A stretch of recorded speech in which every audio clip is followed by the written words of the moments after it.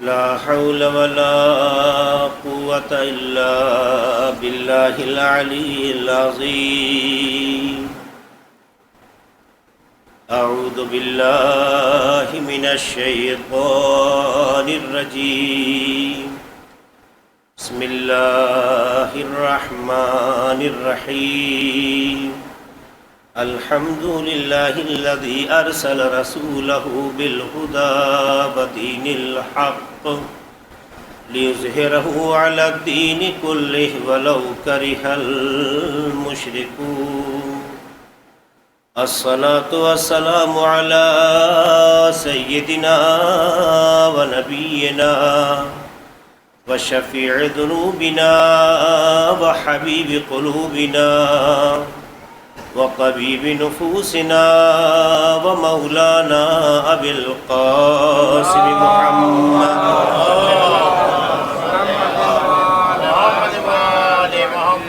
وعلى أهل بيته الطيبين الطاهرين المعصومين المظلومين الذين أذهب الله عنهم الرجس وطهرهم تطهيرا.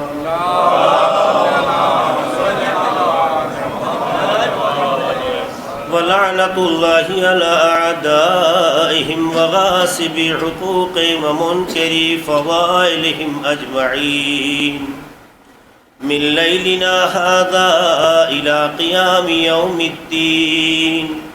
أما بعد فقد قال الله سبحانه تبارك وتعالى في كتابه المبين وهو أصدق القائلين والصادقين وقوله الحق. بسم الله الرحمن الرحيم. اهدنا الصراط المستقيم صراط الذين أنعمت عليهم غير المغضوب عليهم ولا الضالين.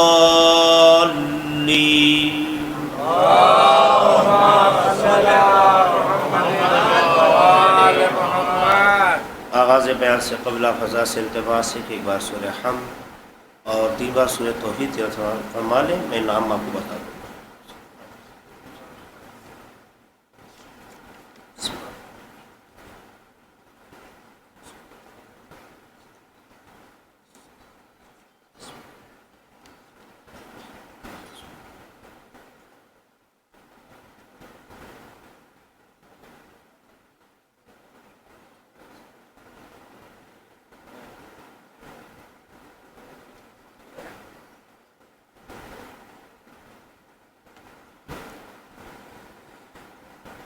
سید علی اشتیاق ابن سید اشتیاق حسین، سید حسن اشتیاق ابن سید اشتیاق حسین، رقیہ بانو بنت سید دلدار حسین، سید کرار حسین ابن سید دلدار حسین، سید علمدار حسین ابن سید دلدار حسین، طاہرہ فاطمہ بنت سید عطرت حسین، سید یوسف اشتیاق ابن سید علی اشتیاق، سید دلدار حیدر ابن سید کرار حسین، سید اکرام حیدر ابن سید کرار حسین، سید صفدر عباس رضوی ابن سید اشفاق حسین.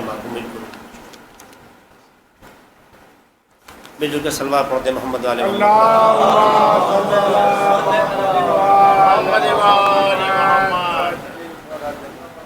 خدا کا لاکھ لاکھ شکر ہے کہ اس نے ہمیں اور آپ کو یہ توفیق عطا کی کہ پھر اس کی حجت کی یاد کے لیے ہم ایک جگہ بیٹھیں، اکٹھا ہوں اور بنام امام حسین علیہ السلام اپنی قربتوں، محبتوں اور نزدیکیوں میں اضافہ کریں. یہ محرم نظام کائنات کے پیش نظر مرور زمان کی طرح آئے گا اور چلا جائے گا. دیکھنا یہ ہے کہ ہم نے اس سے فائدہ کیا اٹھایا، سیکھا کیا، پایا کیا. ہر سال محرم آتا ہے اور گزر جاتا ہے. یہ محرم خدا بار بار اس لیے لا رہا ہے تاکہ ہم اپنی زندگی کی طرف واپس پلٹ سکیں، اپنی فطرت کی طرف واپس پلٹ سکیں، خود کو سمجھ سکیں، غرض خلقت کیا ہے اس کی طرف متوجہ ہو سکیں، ہمیں کرنا کیا چاہیے اس کا راستہ اور طریقہ محرم کے ذریعے سے حاصل کر سکیں۔ لیکن محسوس یہ ہوتا ہے کہ یہ محرم ایک رسم کی طرح ہمارے درمیان آیا اور چلا گیا۔ زیادہ تر ہماری کوشش یہ ہوتی ہے کہ اس محرم میں ہم ان چیزوں پر زیادہ توجہ دیں جو اس محرم کے لیے وسیلہ ہے، راستہ ہے، محرم کا ہدف نہیں ہے، محرم کا مقصد نہیں ہے۔ امام حسین کا مقصد کیا ہے یہ اور چیز ہے، امام حسین کے مقصد تک پہنچنے کے راستے کیا ہے وہ اور چیز ہے۔ مجلس امام حسین کا مقصد نہیں ہے، سوز و مرثیہ امام حسین کا مقصد نہیں ہے، امام حسین کے مقصد سے قریب ہونے کا یہ طریقہ ہے، یہ راستہ ہے، یہ وسیلہ ہے۔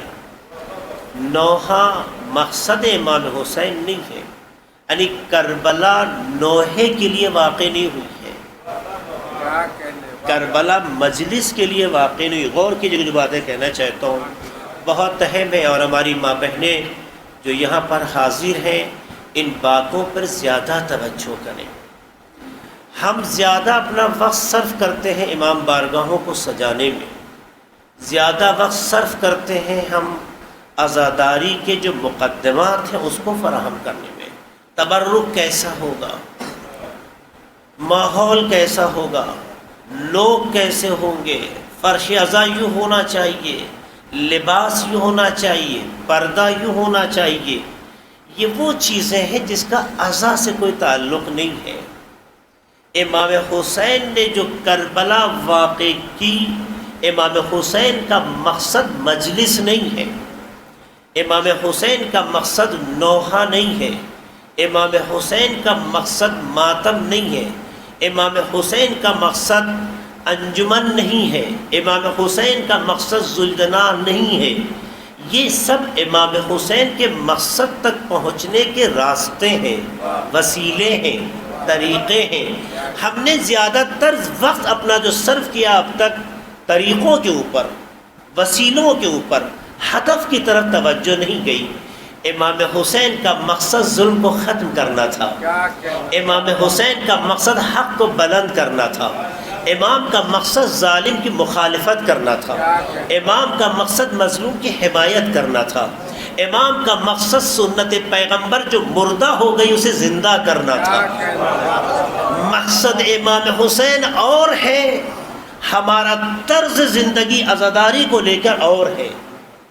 اگر ہم نے مقصد کو پہچانا ہوتا تو آپس میں نفرتیں نہ ہوتی، آپس میں اختلاف نہ ہوتا، رشاکشی نہ ہوتی، شیعہ کمیونٹی بلکہ خاندانوں میں جو اختلاف کبھی نہیں ہوتا محرم کے بہانے ہو جاتا ہے۔ اس کا مطلب یہ ہے کہ ابھی تک ہم نے مقصد حسین نہیں پہچانا ہے۔ اکثر ہمیں اور آپ کو تکلیف ہو جاتی ہے اگر اسی گریٹر نوئیڈا میں اسی ٹائم اگر اسی شہر میں ایک دو مجلس کہیں بڑھ جائے تو ہمیں ٹینشن ہونے لگتا ہے، سب ہماری مجلس کے ٹائم پہ مجلس رکھ دیا، سب ہماری مجلس کے ٹائم پہ مجلس رکھ دیا، ہمیں مجلس ٹکرا دی، دیکھیے ہمیں مجلس خراب کر دی۔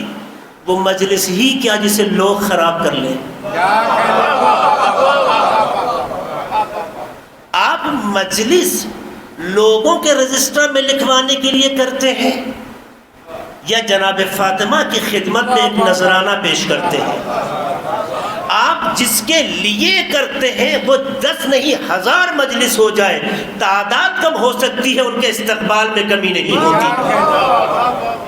تعداد کم ہو سکتی ہے مجلسوں کی، ان کے استقبال میں کمی نہیں ہو سکتی۔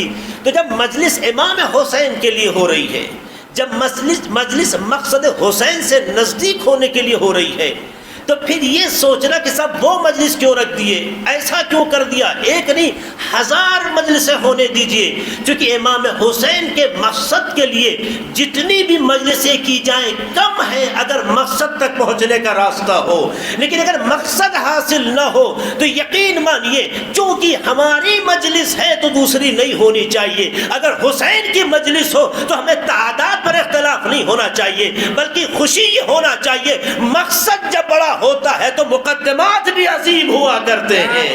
صلوات پڑھتے محمد والے محمد پر۔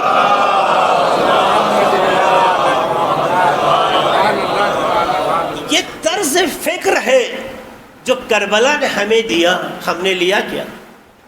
آج بھی اس سال بھی ہمارے ہندوستان کے محرم میں مگر انجمنیں نہیں ٹکرائیں نوحہ پڑھنے کو لے کر، مگر انجمنیں نہیں ٹکرائیں ذوالجناح کو آگے پیچھے لے جانے کو لے کر، مگر گولی نہیں چلی فرش عزا پہ، کیا نہیں ہو گیا؟ یہ کون سی عزاداری ہے؟ یہ کون سا حسین کا غم ہے؟ اس کا مطلب یہ ہے کہ اگر امام کی غلامی میں ہوتے تو غلام آقا کے منشا کے خلاف نہ جاتا۔ یہ غلاموں کا طریقہ نہیں ہے، یہ ان کا طریقہ ہے کہ خود کو غلام کہتے تو ہیں مگر کسی سے آقا سے کم نہیں سمجھتے۔ یہ اس بات کی علامت ہے کہ جب تک شعور بیدار نہیں ہوگا مقصد حسین حاصل نہیں ہوگا، کیونکہ مقصد دلوں کو جوڑتا ہے توڑتا نہیں ہے، مقصد نفرتوں کو ختم کرتا ہے محبتوں کو کھینچتا ہے۔ تو اگر مقصد پر توجہ ہوتی تو کبھی لڑائی نہ ہوتی، ذوالجناح اس نے نکالا ہو یا ہم نے نکالا ہو، دونوں کا مقصد حسین ہے۔ تو اگر حسین سے محبت ہو تو ہر ذوالجناح کا مقصد ایک ہوتا ہے، تو اس کا استقبال ہوتا، اختلاف نہ ہوتا، آپس میں لڑ جانا۔ یہ اس بات کی علامت ہے ہم اپنی عزاداری کر رہے ہیں، حسین کی عزاداری نہیں کر رہے ہیں۔ صلوات پڑھتے محمد والے محمد پر۔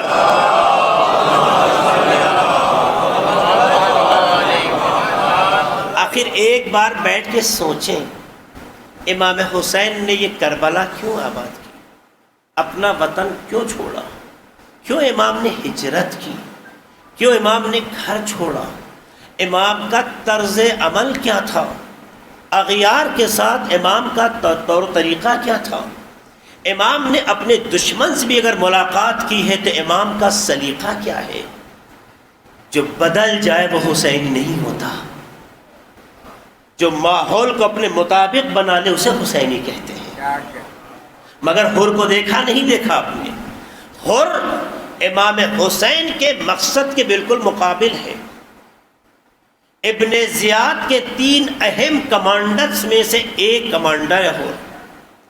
1000 کا لشکر لے کر اس غرض سے گیا تھا کہ امام کو کوفہ نہیں جانے دینا ہے، اس لیے گیا تھا کہ امام کو اریسٹ کریں گے یا امام کا راستہ روکیں گے، اور اگر ایسا کرنے میں کامیاب ہو جاتے ہیں تو خراسان اسٹیٹ کی حکومت مل جائے گی، اس غرض سے آئے ہو۔ لیکن امام نے حر جو کہ امام کے مقابل تھا، امام نے پیاسا دیکھا تو اسے مقابل نہیں سمجھا، اس کی پیاس بجھا دی۔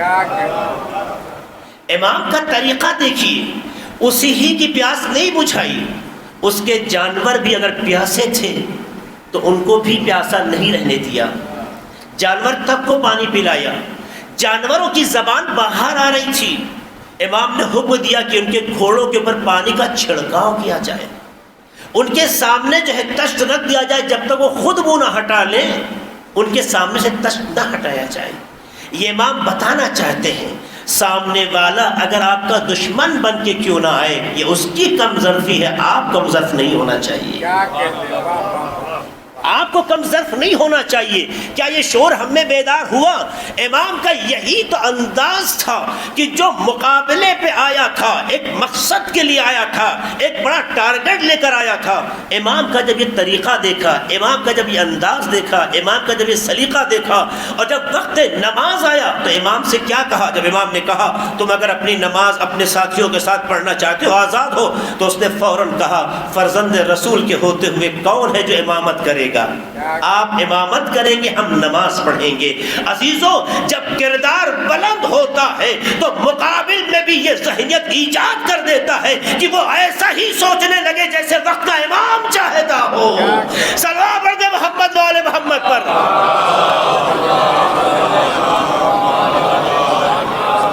ہم ان واقعات سے کیا سیکھتے ہیں؟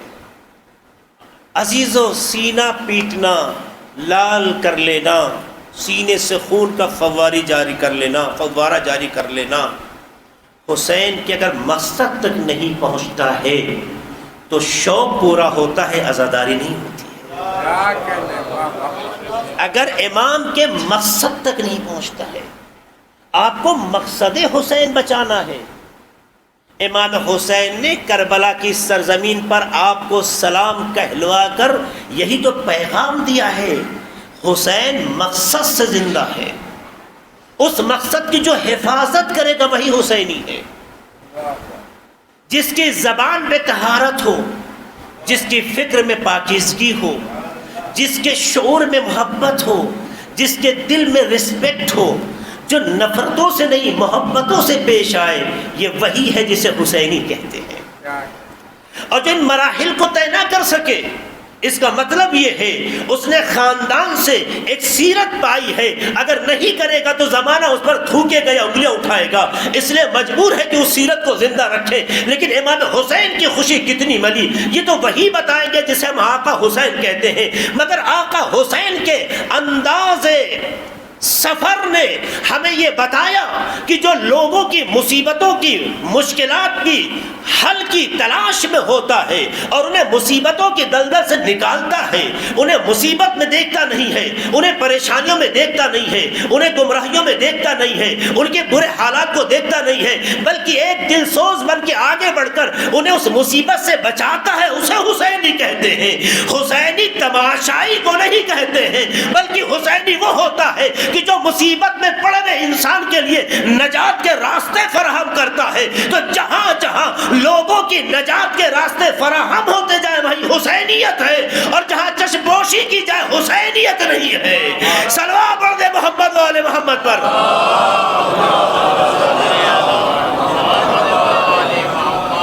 بنا ایسے وقت آئے گا چلا جائے گا.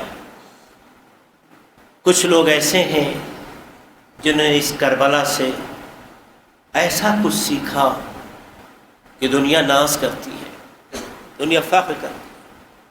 کچھ لوگ ایسے صرف ماتم میں ہی رہ جاتے ہیں. ماتم کریں عبادت ہے، کوئی شک نہیں. مجلسیں کریں عبادت ہے، کوئی شک نہیں. سوز و مرثیہ مقدس ہے، کوئی شک نہیں. لیکن یہ سب امام حسین سے قریب ہونے کے وسیلے ہیں، راستے ہیں. راستے بدل سکتے ہیں، ہدف نہیں بدلتا. منزل نہیں بدلتی، مقصد نہیں بدلتا.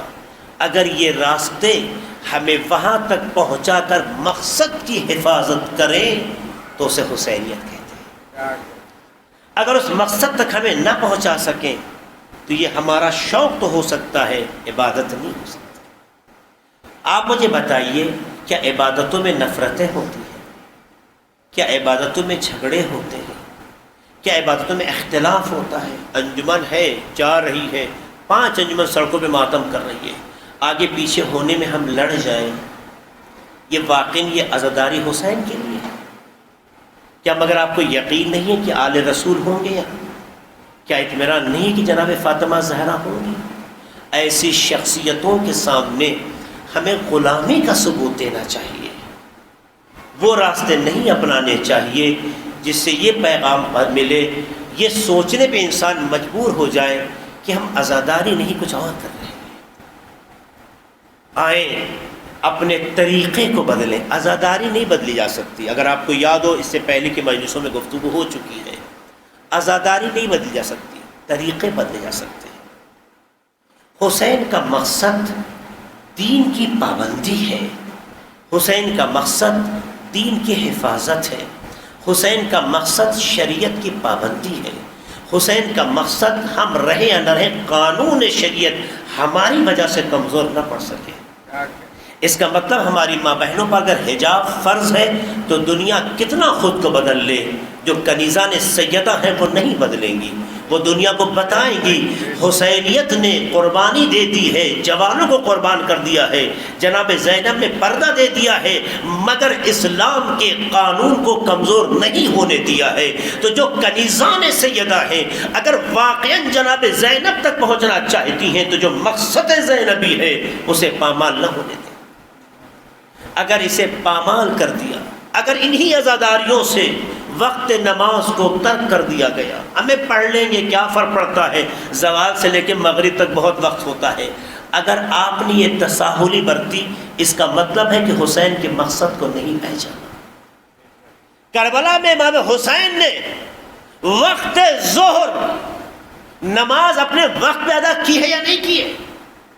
جنگ صفین ایسی جنگ کہ جس میں اتنی تلواریں چل رہی تھی کہ رات کو تلواروں کے ٹکرانے سے اجالا تھا، اس ایسی جنگ میں جب وقت نماز ہوا تو کیا مولا علی نے مصلی نہیں بچھایا؟ ابن عباس نے کہا مولا آخر نماز اس وقت، کہا یہ جنگ ہو کس لیے رہی ہے؟ اس کا مطلب یہ ہے اہل بیت کا مقصد لڑنا نہیں ہے، اہل بیت کا مقصد پروردگار کی تعلیم کا زندہ کرنا ہے، پروردگار کے قانون کو نافذ کرنا ہے، پروردگار کے قانون کی پابندی کرنی ہے۔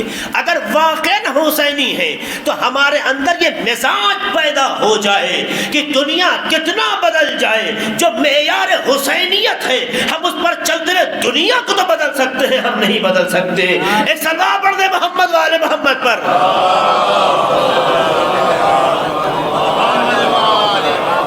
اسی لیے گفتگو سامنے آتی ہے، ہم راستہ کیا چنیں؟ آپ راستہ کچھ بھی چن سکتے ہیں، مگر راستہ جو منزل تک نہ پہنچا سکے اسے راستہ نہیں کہتے۔ اسی لیے قرآن مجید میں ہم دعا کرتے ہیں اہدنا الصراط المستقیم، دعا کرتے ہیں۔ راستہ چلنا تو سب کو آتا ہے، راستہ چلنا ہنر نہیں ہے۔ آپ جس راستے پہ چل رہے ہیں یہ چلنے کے قابل بھی کی ہے نہیں، نہیں یہ ہے۔ ہر راستے پہ چلنا ہنر نہیں ہے۔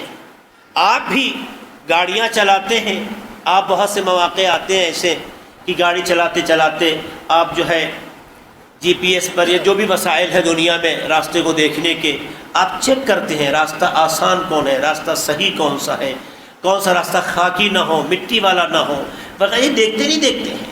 آپ وہ راستہ چنتے ہیں جو آپ کی منزل تک سیفٹی کے ساتھ پہنچائے، آپ کو الجھائے نہیں۔ ورنہ راستے تو سب ہیں، جس راستے پہ چلے جائیے، گوگل دکھاتا ہے ادھر سے بھی آپ منزل پہنچ رہے ہیں، ادھر سے بھی منزل پہنچ رہے ہیں، ادھر سے بھی منزل پہنچیں گے، بس کچھ ٹائم آگے پیچھے ہو سکتا ہے۔ کہیں راستہ آپ کو ابڑ کھابڑ ملے گا، کہیں سطحی ملے گا، کہیں غیر مسطح ملے گا، مختلف راستے ملیں گے، لیکن آپ ہر راستے پہ چلنا پسند نہیں کرتے۔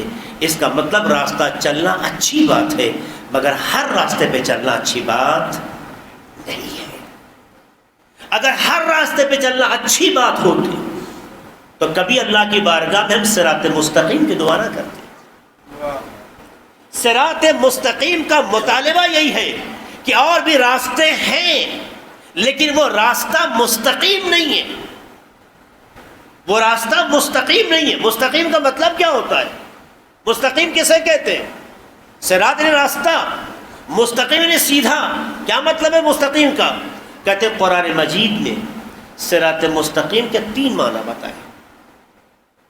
قرآن مجید نے صراط مستقیم جس کی آپ دعا کرتے ہیں ڈیلی نماز میں، اور اللہ سے یہی چاہتے ہیں اس کی رحمانیت، اس کی مالکیت، اس کے کہتے ہیں تمام اختیارات، اس کے تمام قدرت کا آپ اظہار کرنے کے بعد اس سے جو دعا کرتے ہیں، ہم صرف تیری ہی عبادت کرتے ہیں، صرف تجھی سے مدد مانگتے ہیں، یہ صرف کی قید لگانے کا مطلب یہ ہوتا ہے اگر دنیا میں کوئی مدد مانگنے کے لائق ہے تو سوائے خدا کے کوئی نہیں ہے۔ اگر دنیا میں کہیں جھکا جا سکتا ہے تو سوائے بارگاہ خدا کے کوئی بارگاہ نہیں ہے۔ یہ وہ اعتراف ہے آپ کرتے ہیں۔ آیا عمل میں بھی ہم ایسے ہیں یا نہیں ہیں؟ کہ ایسا تو نہیں ہے کہ خواہشات نفس کے اسیر ہو کے بھی ہم جھک رہے ہوں، کہ ایسا تو نہیں ہے کہ ضمیر کا سودا کرتے ہوئے ہم جھک رہے ہوں، کہ ایسا تو نہیں ہے کسی نااہل کے سامنے ہم جھک رہے ہوں، کہ ایسا تو نہیں ہے کہ اپنی غیرت کو کسی اور کے سامنے نیلام کر رہے ہو. جو بندے خدا بارگاہ خدا میں یہ عہد کرتا ہے کہ تیرے سوا کسی کی بارگاہ میں جھکتے نہیں ہے، اس کی بندگی کا تقاضا یہ ہے کہ اس کی بارگاہ کے علاوہ کہیں نہ جھکے. اور جو اس اخلاص کے ساتھ صرف خدا کی بارگاہ میں جھکتا ہے، دنیا اس کے سامنے جھکتی ہے، وہ کسی اور کے سامنے نہیں جھکتا ہے. دنیا اس کے سامنے جھکتی ہے، وہ کسی اور کے سامنے نہیں جھکتا ہے. اہل بیت تو بڑی مثال ہے. اہل بیت کے غلاموں میں بھی ہم نے دیکھا ہے کہ جس کے اندر ایاک نعبد و ایاک نستعین کا واقعی جذبہ ہے، اور اس پر صرف زبان سے نہیں عمل سے قائم ہے، تو میں نے عملاً دیکھا ہے کہ دنیا اس کے سامنے جھکی ہے. اور آپ بھی محسوس کرتے ہیں، یہ میں نہیں کہہ رہا ہوں، اٹھا کے دنیا میں دیکھیے، میڈیا کو دیکھیے، سوشل میڈیا کو دیکھیے، دنیا کے تمام ذرائع ابلاغ کو دیکھیے. آج بھی دنیا میں جو بہت اپنے کو مغرور کہتے ہیں، بہت اپنے کو دولت مند کہتے ہیں، بہت اپنے کو ثروت مند کہتے ہیں، ہم یہی دیکھتے ہیں کہ دنیا کی تمام طاقتیں ثروت رکھنے کے بعد، دولت رکھنے کے بعد، اسلحے رکھنے کے بعد، اسباب و وسائل رکھنے کے بعد امریکہ کے سامنے جھکتے نظر آ رہے ہیں نہیں آ رہے ہیں؟ سب کے سب جھک رہے ہیں. حالانکہ اس میں 54 ملک بھی ہیں جو کہتے ہیں ایاک نعبد و ایاک نستعین، ہم صرف تیری عبادت کرتے ہیں، صرف تیری بارگاہ میں جھکتے ہیں. مگر عملاً ہم نے دیکھا زبان کچھ کہتی ہے، عمل کچھ کرتا ہے. اس کا مطلب یہ ہو گیا یہ مومن نہیں ہے، منافق ہے. تو جہاں نفاق ہوتا ہے وہاں خدا کا وعدہ پورا نہیں ہوتا ہے، لیکن جہاں زبان جو کہتی ہو وہی کردار بھی کر رہا ہو تو خدا وعدہ پورا کرتا ہے. وہ کہتا ہے تم میری بارگاہ میں جھکو، میری بارگاہ کے سوا کہیں اور نہ جھکو تو صحیح دنیا کو تمہارے سامنے جھکا دیں گے. آج دیکھیے دنیا امریکہ کے سامنے جھکتی ہے، مگر کائنات ایک ملک ایران ہے کہ جس کے سامنے امریکہ جھکتا نظر آ رہا ہے. یہ اس لیے جھک رہا ہے کہ جو اقتدار پہ بیٹھے ہوئے ہیں، جو زبان سے اعتراف کرتے ہیں، عمل سے اس کا ثبوت دیتے ہیں، تو جہاں زبان اور عمل ایک ہو جائے وہاں ایمان پیدا ہو جاتا ہے. تو جہاں ایمان ہوتا ہے وہیں خدا کی مدد آتی ہے. صلوات پڑھ دے محمد والے محمد پر.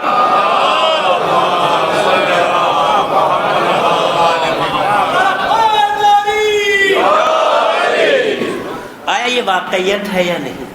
یہ سچائی ہے یا نہیں؟ یہ ایران کو ہم کیوں کہہ رہے ہیں؟ ہم ایران، لفظ ایران پہ بحث نہیں کرتے. جب شاہ تھا تب بھی ایران تھا، ہمارا ایران سے کوئی رابطہ نہیں تھا. جب شاہ تھا تب بھی ایران تھا، ہمارا کوئی رابطہ نہیں تھا. امام خمینی کی شکل میں جب ایران کی حکومت قائم ہوئی، ہمارا ایک معنوی، ایمانی، مذہبی رابطہ ہوا.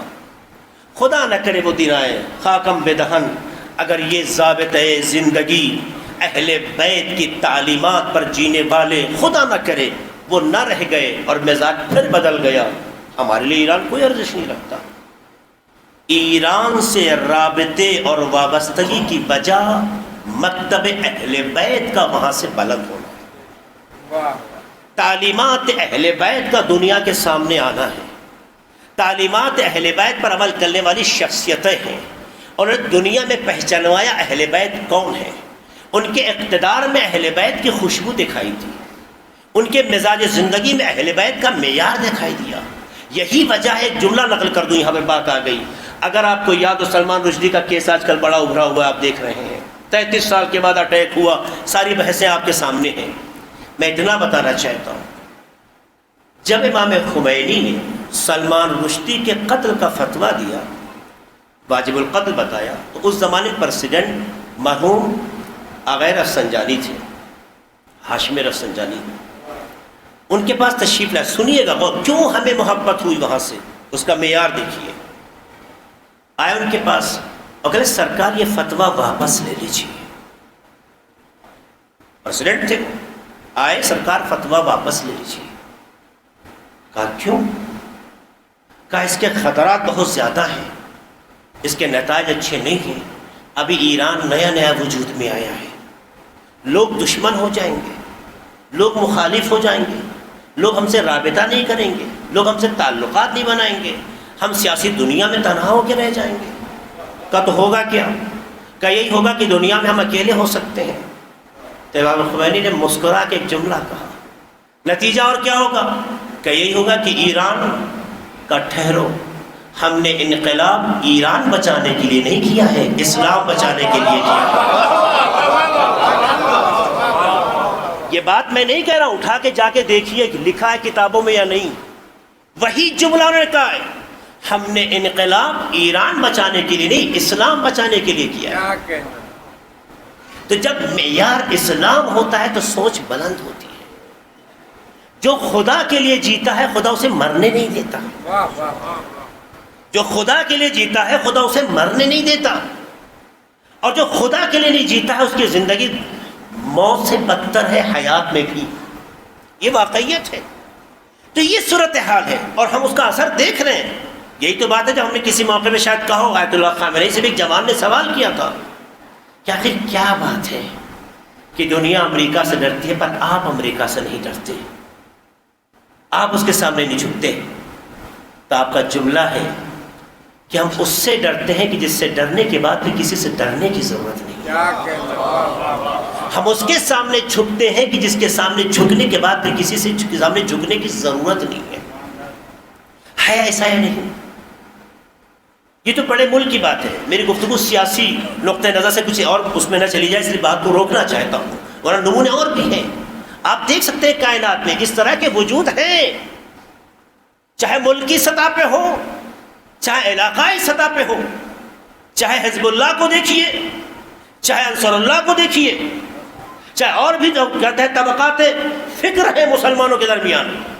اللہ نے اپنا وعدہ پورا کیا ہے کہ نہیں؟ ہم جب اپنا راستہ بدل دیتے ہیں تو خدا ہمارے حال پہ چھوڑ دیتا ہے۔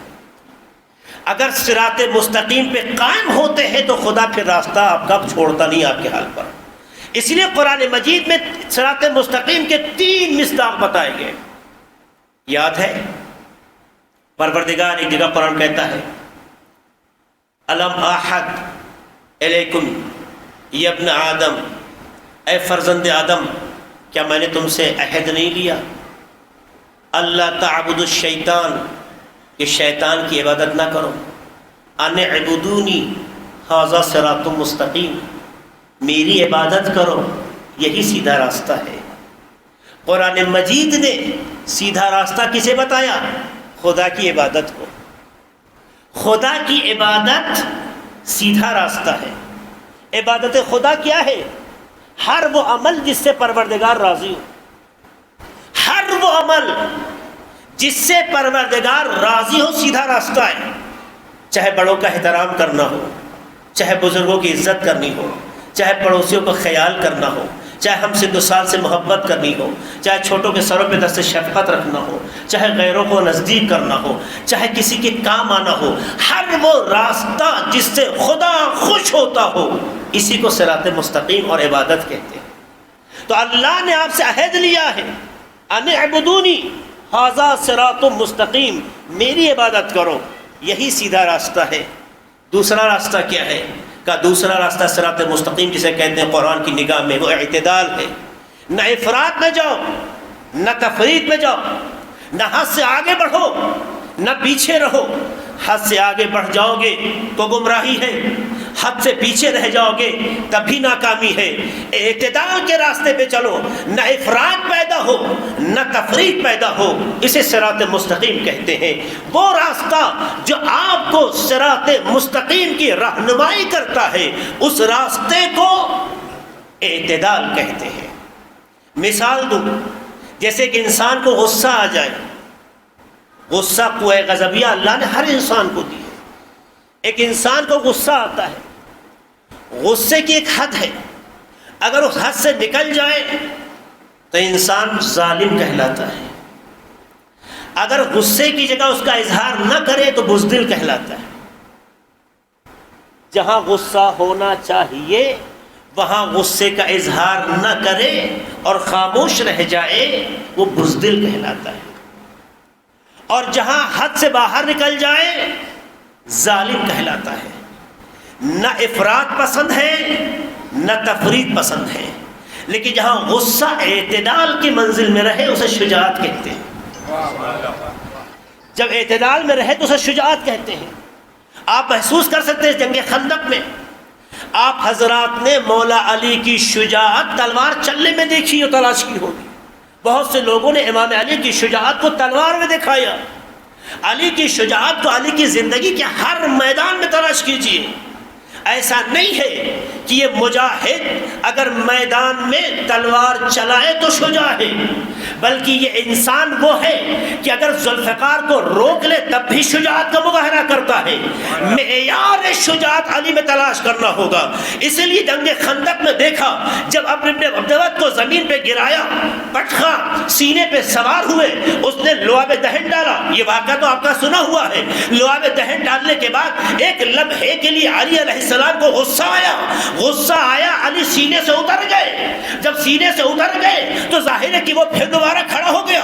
بہت سے لوگوں نے کہا مولا اگر یہ موقع ہاتھ آیا تھا تو کم سے کم آپ کو اس موقع کو چھوڑنا نہیں چاہیے تھا، یہ گنوانا نہیں چاہیے تھا. یہ موقع ہاتھ آتا نہیں ہے، اب آ گیا ہے تو اسے قتل کر دینا چاہیے. امام جواب دیں گے علی وہ نہیں ہے جو موقع کی تلاش میں ہوتا ہے، علی وہ ہے موقع جس کی تلاش میں ہوا کرتا ہے. کیونکہ شجاع اسے نہیں کہتے جو موقع کا اسیر ہو جائے. جو موقع پرست ہوتا ہے وہ بزدل ہوتا ہے، جو موقع بناتا ہے اسے شجاع کہتے ہیں.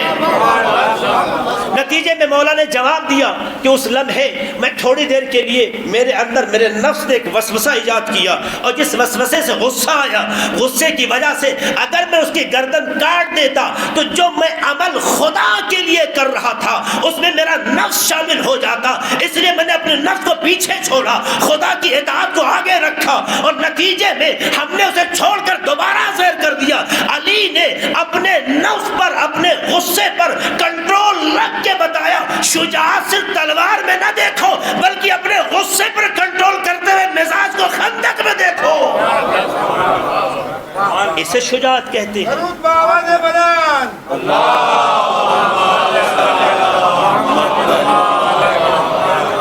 اس کا مطلب چمن چمن کلی کلی علی علی علی علی، نگر نگر گلی گلی علی علی علی علی، زہرا کا شوہر علی علی، حسنین کا بابا علی علی، کعبے میں ولادت علی علی، مسجد میں شہادت علی علی، منبر پر دیکھا علی علی، ہر گھر میں دیکھا علی علی، عرش میں دیکھا علی علی، فرش میں دیکھا علی علی. نعرہ حیدری. اس کا مطلب ہے کہ جو اہل بیت کا چاہنے والا ہے وہ اپنے غصے کو نینترن میں رکھتا ہے، بیلنس کرتا ہے، حد سے باہر نہیں جاتا ہے. بیوی ہے، بچے ہیں، پڑوسی ہے، دوست ہے، خطائیں ہو سکتی ہیں، غفلتیں ہو سکتی ہیں. دیکھنا یہ ہے ہم شجاعت کا مظاہرہ کرتے ہیں یا ظلم کا. دیکھنا یہ ہے شجاعت اپنی دیکھنی ہو نا تو محلے میں لڑنے سے نہیں، اپنے نفس پہ کنٹرولنگ پاور کو دیکھیے. کتنا خود کو کنٹرول کر سکتے ہیں. جس میں جتنا خود کو کنٹرول کرنے کی پاور زیادہ ہے اس سے بڑا شجاع نہیں ہے. یہ اہل بیت میں سکھایا ہے. اعتدال میں رہنا ہی صراط مستقیم ہے. کیونکہ اعتدال میں نہیں ہے تو نفس شامل ہو جائے گا. جہاں نفس شامل ہو جائے وہ صراط مستقیم سے بھٹکا دے گا. تیسرا راستہ امام جعفر صادق علیہ السلام فرماتے ہیں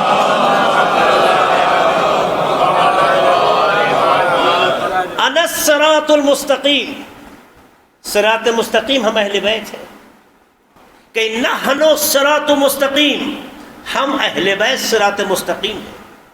زیارتوں میں بھی آیا ہے الصراط الاقوم، مضبوط راستے ہیں آپ. اہل بیت صراط مستقیم سے مراد کون؟ اہل بیت. اگر آپ کو صراط مستقیم چاہیے ہے اور پسند ہے، اس کا مطلب ہے اہل بیت کا راستہ، جس راستے پہ اہل بیت چلے ہیں. ایک بار اپنی زندگی میں ہم دیکھیں، ایک دن تجزیہ کریں صبح سے شام تک، اس وقت سے جو ہم اٹھے ہیں اور رات میں جو سو رہے ہیں، آیا ہمارے زندگی کا ہر پل علی کے راستے پہ چلا ہے یا نہیں چلا؟ اہل بیت کے راستے پہ چلا ہے یا نہیں چلا؟ صراط مستقیم یعنی یہ. اور ظاہر ہے کہ پھر ہم اسی آیت میں، یہ تو صراط مستقیم کی وضاحت تھی، اسی آیت میں ہم دعا مانگتے ہیں کہ خدایا ہمیں صراط مستقیم پر قائم رکھ کون سا راستہ؟ صراط الذین، بولیے، انعمت علیہم، ان لوگوں کا راستہ جس پر تو نے نعمت نازل کی، کیا کہتے ہیں؟ ان لوگوں کا راستہ جن پر تم نے نعمت نازل کی۔ ہم صراط مستقیم چاہتے ہیں، مگر ایسا صراط مستقیم جس پر تیری نعمتیں نازل ہوئی ہیں۔ صراط الذین انعمت علیہم غیر المغضوب علیہم ولا الضالین، ان لوگوں کا راستہ نہیں جن پر تو غضبناک ہوا، جو گمراہ ہوئے، جو راستہ بھٹک گئے۔ اس کا مطلب راستے دو ہیں، ایک وہ راستہ ہے جس پر نعمتیں نازل ہوئی، ایک وہ راستہ ہے جس پر خدا کا غضب نازل ہوا۔ ہمیں راستہ غضب والا نہیں لینا ہے، ہمیں راستہ وہ لینا ہے جن پر نعمتیں نازل ہوئی۔ کیوں؟ اس لیے کہ ان راستوں پر خدا راضی ہے، ان راستوں پر خدا خوش ہے، ان راستوں سے خدا کا رابطہ ہے۔ تو صراط مستقیم یعنی عبادت، صراط مستقیم یعنی اعتدال، صراط مستقیم یعنی اہل بیت۔ لیکن جو ہم دعا کرتے ہیں وہ لوگ جن پر تو نے نعمتیں نازل کی، وہ کون لوگ ہیں؟ تو آئیے دیکھیے سورہ نساء میں آیت نمبر 68 میں ارشاد ہوتا ہے وَمَن يُطِعِ اللَّهَ وَالرَّسُولَ، جو لوگ اللہ کی اطاعت کرتے ہیں، رسول کی اطاعت کرتے ہیں۔ یہاں بحث اطاعت کی ہے۔ اطاعت کا کیا مطلب ہے؟ لا الہ الا اللہ محمد رسول اللہ، یہ اطاعت نہیں ہے، یہ اقرار ہے۔ اقرار اور ہے، اطاعت اور ہے۔ اطاعت کا مطلب فالو کرنا، اطاعت کا مطلب نقش قدم پہ چلنا، اطاعت کا مطلب جو وہ چاہتے ہیں اس راستے پہ جانا، اطاعت کا مطلب جسے وہ دوست رکھتے ہیں اسے انجام دینا۔ من یطع اللہ، جو اللہ کی اطاعت کرے، والرسول، رسول کی اطاعت کرے، فاولئک انعم اللہ علیہم، یہی وہ لوگ ہیں جن پر اللہ نے اپنی نعمتیں نازل کی ہیں۔ ہم تو دعا کرتے ہیں نا، وہ صراط مستقیم جن پر نعمتیں نازل ہوئی ہیں۔ تو کون ہیں وہ لوگ جن کے راستے پر نعمتیں نازل ہوئی ہیں اور اسے صراط مستقیم کہا گیا ہے؟ تو قرآن بتاتا ہے ہر راستہ نہیں ہے، وہ لوگ ان لوگوں کا راستہ ہے جو اللہ کی اطاعت کرتے ہیں، رسول کی اطاعت کرتے ہیں۔ تو وہ کون ہے؟ اللہ خود کہتا ہے من النبیین، من النبیین والصالحین والشہداء، یہ خود قرآن کہتا ہے۔ والصدیقین، قرآن کی آیت ہے کہ جو لوگ جن کے راستوں پر اللہ نے نعمتیں نازل کی ہیں وہ کوئی اور نہیں ہے، اللہ کے وہ بندے ہیں کہ جو کہ انبیاء ہیں، صادقین ہیں، شہداء ہیں، صالحین ہیں۔ یہ چار لوگ ہیں جس کو اللہ کہتا ہے کہ ان پر ہم نے نعمتیں نازل کی۔ تو جن راستوں کی ہم قرآن میں دعا مانگتے ہیں وہ راستہ وہ ہے جس پر خدا نے نعمت نازل کی۔ قرآن کہتا ہے جس راستے پر اللہ نے نعمت نازل کی ہے وہ راستہ ہے جس پر انبیاء چلے، یہ وہ راستہ ہے جس پر صادقین چلے، یہ وہ راستہ ہے جس پر شہداء چلے، یہ وہ راستہ ہے جس پر صالحین چلے۔ اس کا مطلب یہ ہے ہم جب تک اس راستے پہ نہیں چلتے ہیں تو زبانی دعائیں تو ہو سکتی ہے، ہمارے اندر وہ جذبہ کافی نہیں ہے۔ جذبہ جب مکمل ہوگا کہ جب ہمارے راستے پر نبوت کا معیار دکھائی دے، صادقین کا مزاج دکھائی دے، شہداء کا معیار دکھائی دے، صالحین کا مزاج دکھائی دے، جب ان راستوں پہ چلیں گے تو یہ وہی راستہ ہے جس پر خدا نے نعمت نازل کی ہے۔ جو اس راستے پہ چلتا ہے ہدایت یافتہ ہوتا ہے، جو کسی اور راستے پہ ہوتا ہے گمراہ ہو جاتا ہے۔ اور اللہ نے پڑھ کے کہا صالحین کو ہلکا مت سمجھنا، ہم نماز کا حصہ بنا کے ہم صالحین کے معیار کو اور بلند کر دیں گے۔ تم نماز جب پڑھتے ہو تو سلام کا دوسرا جملہ ہے السلام علینا وعلی عباد اللہ الصالحین، ہمارا سلام ہو اللہ کے نیک بندوں پر۔ یہ سلام کر کے بتانا چاہتے ہو کہ جس راستے پر خدا نعمت نازل کرتا ہے اسی پر سلامتی بھی ہوتی ہے۔ صلوات پڑھتے محمد والے محمد پر۔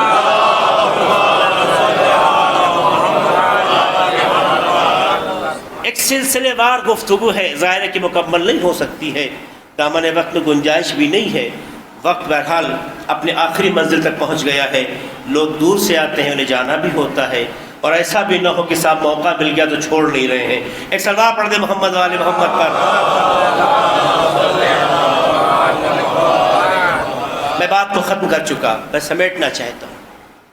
یہ وہ ہیں کہ جن کے لیے قرآن کہتا ہے فَأُولَٰئِکَ، یہ وہ لوگ ہیں کہ جنہیں اللہ کہتا ہے بہترین دوست، یعنی اللہ آپ کو رفیق بنائے گا ان لوگوں کو، جو کون ہوں گے؟ انبیاء ہوں گے، جو کہتے ہیں صدیقین ہوں گے، صادقین ہوں گے، جو شہداء ہوں گے، جو صالحین ہوں گے۔ یہ وہ شخصیتیں ہیں، شہداء کسے کہتے ہیں، صالحین کسے کہتے ہیں، صادقین کسے کہتے ہیں، یہ خود ایک بحث ہے۔ انبیاء آپ جانتے ہیں، تو یہ وہ لوگ ہیں کہ جو اللہ کے منتخب بندے ہیں۔ تو جو ہم دعا کرتے کہ خدایا ہمیں صراط مستقیم پر قائم رکھ، اس صراط مستقیم پر کی جس پر تو نے نعمت نازل کی، قرآن کہتا ہے وہ نمونہ موجود ہے، وہ ہوائی گفتگو نہیں ہے۔ نعمت نازل ہوتی ہے صراط مستقیم پہ چلنے سے، لیکن صراط مستقیم جس پر نعمت نازل ہوتی ہے وہ یہ راستے ہیں۔ اب ہمیں طے کرنا ہوگا، اگر نعمت چاہیے، اگر اللہ کی محبت چاہیے، اللہ کی قربت چاہیے، اہل بیت کی نزدیکی چاہیے، تو ہمیں سوائے انبیاء، صادقین، شہداء اور صالحین کسی اور راستے پہ چلنے کی ضرورت نہیں ہے۔ منزلیں تلاش کرنے میں راستوں کے وہ محتاج ہوتے ہیں جنہیں راستوں کا پتہ نہ ہو، جن کے پاس راستے انبیاء جیسے ہوں، صالحین جیسے ہوں، شہداء جیسے ہوں، صادقین جیسے ہوں، انہیں پھر پریشان ہونے کی ضرورت نہیں ہے، کیونکہ اگر نبی سے مل جائیں وہ بھی منزل تک پہنچائیں گے، صادقین سے مل جائیں وہ بھی منزل تک پہنچائیں گے۔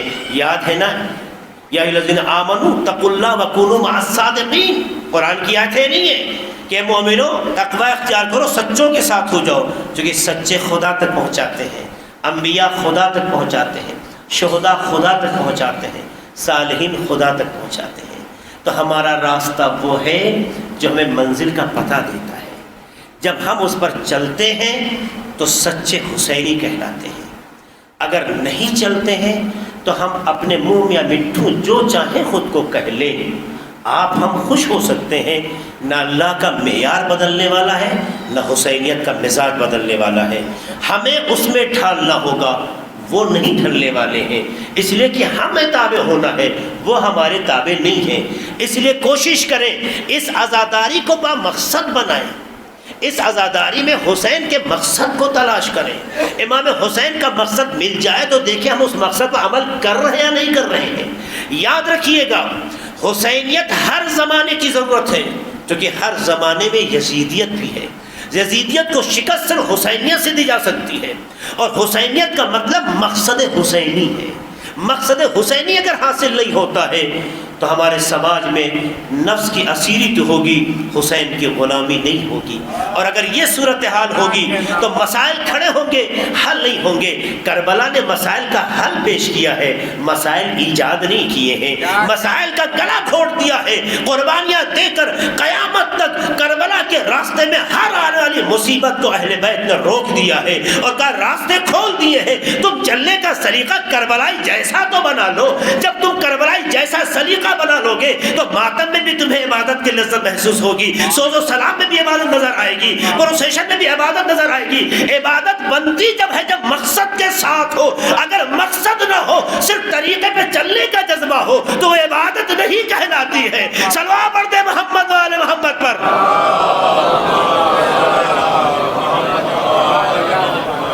یہ ہے وہ راستہ جس کی ہمیں بھی تمنا ہے اور اہل بیت نے تربیت کی ہے، اور جو چلا وہ کامیاب ہوا، جو چلا اسے منزل مل گئی۔ غلطی ہونا عیب نہیں ہے، غلطی پہ باقی رہنا عیب ہے، اور جب محسوس ہو جائے کہ ہم غلط ہیں تو اس کی اصلاح کرنا ہنر ہے۔ اس پر ضد کرنا یہ نفس کی اسیری ہے، یہ شیطنت ہے۔ کربلا نے یہی سکھایا ہے۔ کربلا میں اصحاب حسینی بھی ہمارے لیے آئیڈیل ہو گئے، کربلا میں امام حسین کے اصحاب بھی ہمارے لیے آئیڈیل ہو گئے۔ آقا تو آئیڈیل ہیں ہی ہیں۔ چند لمحے کی ملاقات نے ایسا اثر ڈالا کہ غلام میں بھی آقائیت کا مزاج پیدا ہو گیا۔ ہمارے لیے حر صرف حر نہیں ہے، جناب حر ہے، حضرت حر ہے، حر علیہ السلام ہے۔ یہ کیوں تقدس پیدا ہوا؟ یہ کیوں کمال پیدا ہوا؟ یہ کیوں ہم اتنا احترام سے نام لیتے ہیں؟ کیا واقع کربلا سے پہلے، روز عاشور سے پہلے آپ یہ بات کہہ سکتے تھے؟ نہیں، واقع عاشورہ نے مزاج کو اس طرح سے حسینی بنا دیا کہ آج حر صرف حر نہیں ہے، آئے تھے غلام بن کے، لیکن آقا نے اپنے گلے لگا کر وہ آقائیت عطا کی کہ آج ہر کوئی حسینی حضرت حر کہہ کے فخر محسوس کرتا ہے۔ کیوں؟ کیونکہ حر نے خود کو بدلنے میں حالات کو نہیں دیکھا، معیار کو دیکھا۔ جیسے معیار پیدا ہوا خود کو تبدیل کر دیا۔ تبدیل کرنے کے لیے حوصلہ چاہیے، پیدا کیجئے، توفیق خدا دیتا ہے۔ حر نے پیدا کیا، توفیق خدا نے دی۔ امام حسین نے حر کو گلے لگا کر اتنا مقدس بنا کے ایک پیغام دیا، اگر تم بھی چاہو تو وقت کے حر بن سکتے ہو۔ ہم حر بنانے کے لیے تیار ہیں، حسین کہہ رہے ہیں، امام حسین کہہ رہے ہیں، کیونکہ جب ہر زمانے میں حسین ہے، ہر زمانے میں کربلا ہے، تو ہر زمانے میں حر کی بھی ضرورت ہے۔ اور ہماری دعا ہے کہ ہم میں سے ہر کوئی حر بنے، کیونکہ یہی عزاداری انسان کو سنبھلنے کا موقع دیتی ہے، انسان کو خدا سے قریب آنے کا موقع دیتی ہے۔ اور جب موقع دیتی ہے تو دیکھیے کیسے آئیڈیل ہے۔ ایک غلام کا تذکرہ کر رہا ہوں جو آقا کی نسبت سے غلام ہے، لیکن ہماری نسبت سے آقا ہے، اتنے کمال پر آ گیا۔ کیوں؟ یہ اس لیے کہ خود کو حسینی بنایا۔ آپ بھی خود کو حسینی بنائیں، ہم بھی بنائیں، تو ہم میں بھی امام حسینی اثر ڈالنے کو تیار ہے۔ پروردگار بھی یہ توفیق دینے کو تیار ہے۔ اسی لیے عزاداری کرتے ہیں تاکہ ہمارا مقدر سمجھ جائے، تاکہ ہم حسینی بن جائیں، تاکہ کربلا کے واقعات کو یاد کر کے کچھ مظلومیت کی داستان کا تذکرہ کر کے ہماری آنکھوں سے جب آنسو ٹپکتے ہیں تو ہمارا دل موم ہو جاتا ہے۔ جہاں نرمی پیدا ہوتی ہے وہاں پر کسی بھی چیز کو پیدا کرنا یا ڈالنا آسان ہو جاتا ہے۔ اسی لیے فوراً ان آنسوؤں کے بعد دعاؤں کا حکم ہے۔ اس لیے ہم آخری جملے کی شکل میں یہ بات کہنا چاہیں گے، کربلا کا ہر مجاہد ہمارے لیے آئیڈیل ہے، اور اس نے اپنی زندگی کو حسین سے جوڑ کر ہمیں ایک پیغام دیا، تم بھی بدل سکتے ہو، صرف ارادہ شرط ہے، اخلاص پیدا کرو، یہ کیفیت پیدا ہوگی۔ دشمنوں نے جو کرنا تھا کیا، اہل بیت کے غلاموں نے اہل بیت کی تربیت میں رہ کے جو کرنا تھا وہ انہوں نے انجام دیا۔ ایک شہید ہوتا ہے، ایک قتل کرتا ہے۔ آپ کے سامنے دونوں چیزیں موجود ہیں۔ قاتل زندہ ہے مگر مردہ لاش بنا دیا شہداء نے۔ قاتل زندہ ہے، ہر زندہ رہنے والا اس بات پر خوش ہوتا ہے کہ میں بچ گیا، مگر شہدائے کربلا دنیا کے واحد شہید ہیں جنہوں نے اپنی شہادتوں سے حیات پالی اور دشمن کو زندہ رکھ کے مردہ کر دیا۔ اور یہ کربلا نے ہمیں سیکھ دی ہے، گھبراؤ نہیں، تو ہم سے جڑ جاؤ، کبھی مردہ نہیں ہو سکتے ہو۔ اور ظاہر ہے کہ جب مردہ نہیں ہو سکتے تو ایسا راستہ ہر کوئی تلاش کرتا ہے جس میں حیات ہو، تو کربلا کا راستہ ہمیں حیات اور زندگی عطا کرتا ہے۔ امام حسین نے بھی کربلا میں جو شہادتیں دی، نہایت ہی سخت ترین مرحلوں سے امام حسین کو گزارنا پڑا، ایسے مرحلوں سے کہ جس کا تصور انسان آج بھی کرتا ہے تو دل دہلنے لگتا ہے، آنکھیں رونے لگتی ہیں۔ وہ کون سا راستہ ہے؟ خدا کی اطاعت میں اس حد تک قربانی دینی پڑ سکتی ہے، اس حد تک امتحان سے گزرنا پڑ سکتا ہے، تبھی تو حسین سید الشہداء ہیں۔ وہ اس لیے کہ حسین نے جو کربلا میں قربانی دی دنیا میں کہیں نمونہ نہیں ہے۔ جنگ بدر دیکھ لیجئے، جنگ احد دیکھ لیجئے، اسلام کی بہت سی جنگیں ہیں، کسی جنگ میں شہیدوں کو اس معیار پہ نہیں دیکھا جا سکتا جو کربلا کی تاریخ میں شہیدوں کو دیکھا گیا۔ کیسے کیسے شہید حسین نے دیے۔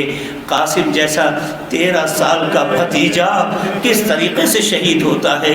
عزاداروں، مرنے کے بعد کسی بھی جسم کی بے حرمتی کی جائے یہ اور بات ہے، حیات میں جسم کو پامال کیا جائے یہ آسان بات نہیں ہوتی ہے۔ کربلا میں کیسی کیسی شہادتیں ہوئی ہیں۔ بس صرف میں ان ایام کی طرف جانا چاہتا ہوں جو بعد ایک کربلا اور آج کی مناسبت رکھتے ہیں۔ امام حسین نے جو قربانیاں دی ہیں، قربانی دینے والوں نے قربانی دے دی، قربانی دینے والوں والوں سے متعلق جو کچھ افراد پیغمبر کربلا بن کے زندہ رہے، جو حکمت خدا بھی ہے، ارادہ پروردگار بھی ہے، انہوں نے دیکھیے کس طریقے سے رسوا کرنے کی دشمن کوشش کر رہا ہے۔ چادریں چھین لی، یہ سوچا انہیں ذلیل کر دیں گے، ہاتھوں کو باندھ دیا، یہ سوچا کہ انہیں اسیر کر لیا، ان کے ارادوں میں پہرا لگانے کی کوشش کی، سوچا ہم کامیاب ہو گئے۔ ایک جوان ہے، بہت زیادہ عمر نہیں ہے، 23 سال یا 22 سال کی عمر ہے، ہاتھوں میں ہتھکڑیاں ہیں، پاؤں میں بیڑیاں ہیں، گلے میں خاردار توق ہے، کمر میں لنگر ہے۔ اس انداز سے سیدھے سجاد علیہ السلام کو اسیر کیا گیا ہے۔ امام چلتے نہیں ہیں، انہیں کھینچا جا رہا ہے۔ ارے اس کیفیت کے ساتھ شہدائے کربلا کو سرزمین کربلا سے لے جایا جا رہا ہے۔ یہ ایام یقیناً دل کو دہلا دینے والے ہیں۔ شہدائے کربلا، آپ کی مظلومیت کو سلام ہو، لیکن آپ نے شہادت دے کے اپنی ذمہ داریاں پوری کی۔ لیکن شہدائے کربلا آپ کے منصب کو، آپ کی تعلیمات کو، آپ کے پیغامات کو، آپ کی تحریک کو آگے بڑھانے والی جو ہستیاں ہیں، وہ پل پل شہادت کا احساس کر رہی ہے۔ ارے کس انداز سے لے جایا جا رہا ہے، سوچ سکتے ہیں عزادارو؟ اس لیے کہ کربلا کے واقعے کے بعد اہل حرم کو محملوں میں نہیں بٹھایا گیا، کیونکہ محملوں میں تو انہیں بٹھایا جاتا ہے جن کی رسپیکٹ ہوتی ہے، ظاہر کہ ان کی نگاہ میں یہ اسیر ہے۔ تو عزیزوں جانتے ہیں کیا کیا گیا؟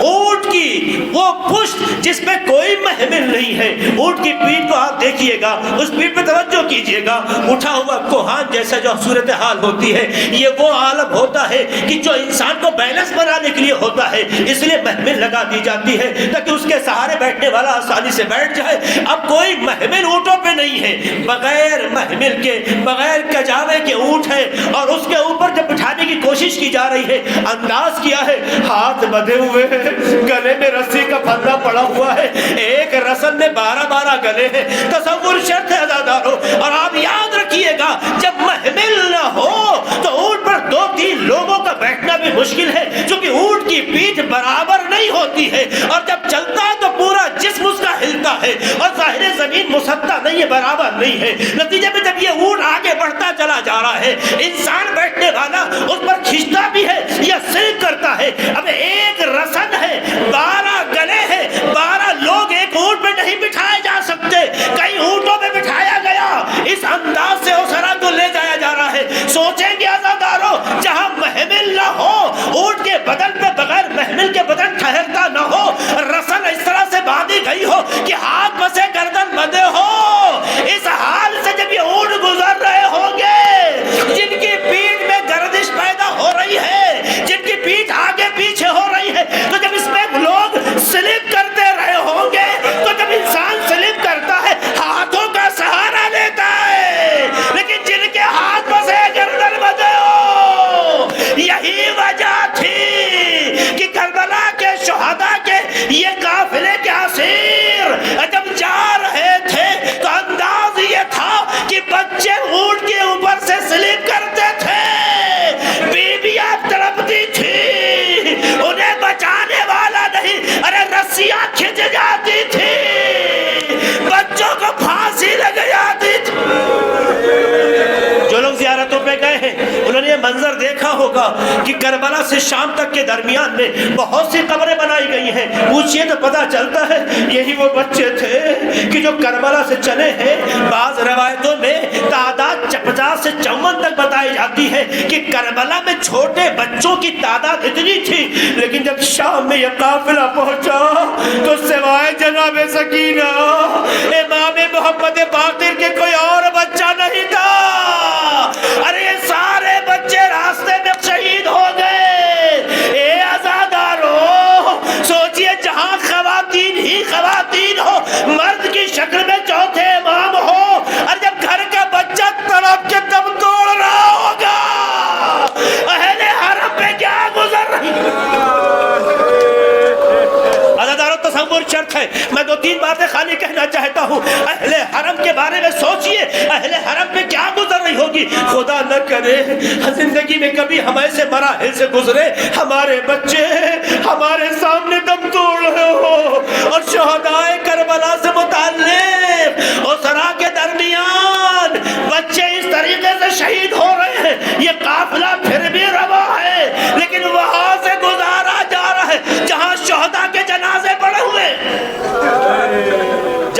شہداء کے جنازے پڑے ہوئے. چوتھے امام رک گئے، قدم آگے نہیں بڑھا. کون جوان بیٹا ہوگا جو اپنے بابا کا بے رگور و کفن بدن دیکھے، زمین کربلا پہ بکھرا ہوا پڑا ہو؟ وہ بچہ کیسے آگے بڑھے، وہ جوان کیسے آگے بڑھے؟ چوتھے امام کے قدم رکے. جناب زینب گھبرا گئی، دیکھا شمر تازیانہ لے کے آگے بڑھ رہا ہے. کہتی میرے لال آگے کیوں نہیں بڑھتے؟ اشارے سے کہتی بوبی اماں ذرا نیچے تو دیکھیے. وہ جیسے جناب زینب نے نیچے نگاہ ڈالی، کیا جملہ تڑپ کے کہا، ہل انت اخی، کیا تو ہی میرا ماجا آیا ہے؟ یہ کہنے کے بعد مدینے کا رخ کر کے مرثیہ پڑھا، واہ محمد واہ محمد صلی علیک ملائکۃ السماء وہذا الحسین مرمل من دماء مقطع الاعضاء. اے نانا، آپ پر ملائکہ نے نماز پڑھی، یہ آپ کا حسین خون میں غلطا، اس کے اعضاء بکھرے ہوئے مقطع الاعضاء. یہی رک کے جملہ کہنا چاہتا ہوں. جناب زینب کہتی ہے مقطع الاعضاء، ارے جس کے اعضاء قطعے قطعے ٹکڑے ٹکڑے ہو، جس کے اعضاء بکھرے ہوئے ہو. یاد ہے آپ کو جب شہدائے کربلا اسیر کر کے کربلا سے باہر لے جائے گئے تو بنی اسد کی عورتیں سرزمین کربلا پہ آئی. آنے کے بعد کیا منظر دیکھا، جنازے پڑے ہوئے ہیں، بڑی بے رحمی سے کچلے ہوئے ہیں، ان کے بدن کے اعضاء ہیں بکھرے ہوئے ہیں، بدن سے خون جاری ہے. جاتی ہے اپنے قبیلے کے مردوں کو اکٹھا کر کے کہتی ہے، ارے تمہیں کیا ہو گیا؟ نواز رسول، فرزند رسول کربلا میں بے گور و کفن، اس طرح سے جنازے پڑے ہوئے ہیں، آپ کو تعجب نہیں ہونا چاہیے. جناب زینب نے بھی مقطع الاعضاء کہا، بنی اسد کی عورتوں نے بھی کہا اعضاء بکھرے ہوئے ہیں. یہ جانتے منظر کیا ہے؟ آپ کو یاد ہوگا عصر عاشور جب تمام لوگ شہید کیے جا چکے تو کیا کہا پروفیسر سعد نے؟